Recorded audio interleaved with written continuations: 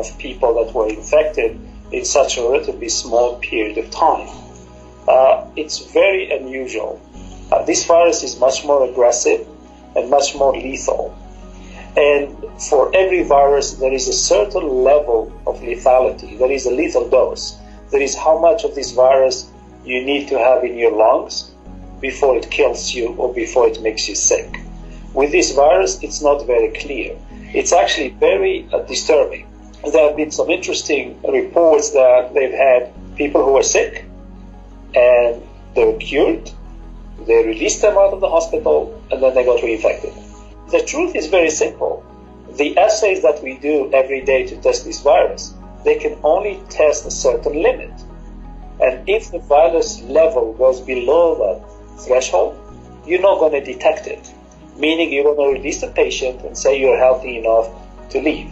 What I find alarming is we are releasing all these patients, telling them they are virus-free, and they go back to the community.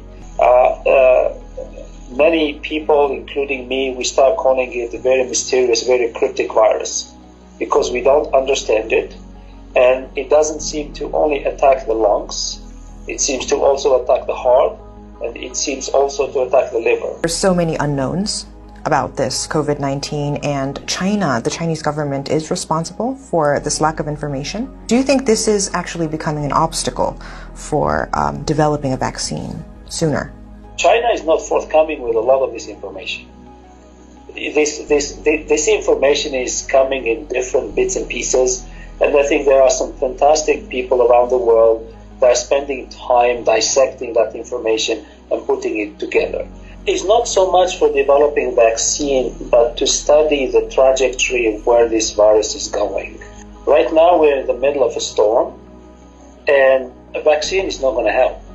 Even if we have a vaccine today, it's not going to help. I think people don't realize that vaccines don't work for every individual that gets the vaccine. Vaccine is a preventative thing. Vaccine is really helping your immune system to kickstart.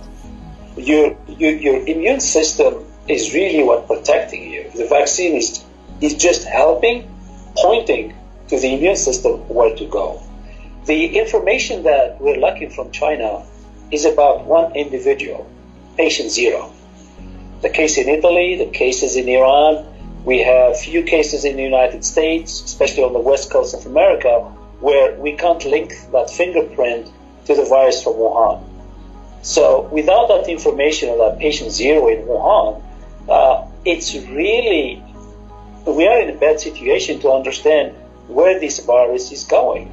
So that information will be really critical for us to understand the evolution of this virus.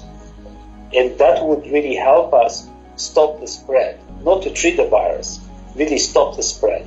So you're saying that the patient zero is the key to understand the nature of this virus and contain this virus? So, yes, patient zero is really critical to tell us what were these, what we call advantageous mutations. One time it can infect us, that's the transition. It means now this virus figured out that the virus has the key now to borrow, not just to borrow our engine, to borrow the whole body as an engine for the virus to spread. The only way to keep it at bay, if you have a very good vaccine that makes antibodies that's going to neutralize the virus and clear it, that's wonderful. But for 20 years, many companies, many researchers have promised us a virus for SARS version 1. And we are in 2020 and this vaccine doesn't exist. Many reasons. One is there is no more threat, so everybody forgets about it. Two, they have tried and they have identified difficulties that these viruses are not amenable to a vaccine. And because of that, they may need several years of research. The best comparison to that is the Ebola virus in Africa. The only reason we got a vaccine for Ebola is because Ebola decided to leave the continent of Africa and start infecting people in Europe and in America. So those people start getting worried about an Ebola spread on their own soil. And that was the push for government funding to get those vaccines done. companies will not make vaccines if there is no one to buy it. They only make it when the government is under crisis. So the government can write the check and sign the check and hand over the money. But those governments have not seen a vaccine yet for SARS, and there hasn't been a push for it.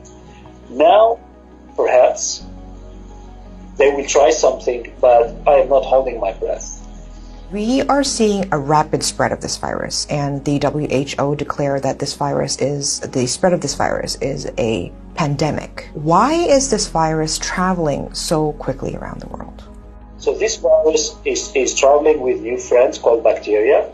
These bacteria love to live in confined environment like an airplane. They live on the hard surfaces, they live on the soft surfaces.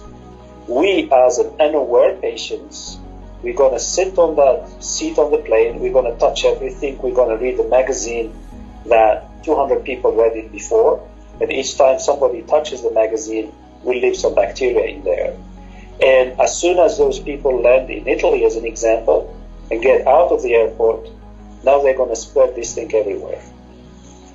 But as soon as you get into a patient who are in the higher category of age and have underlying diseases, you start the factory.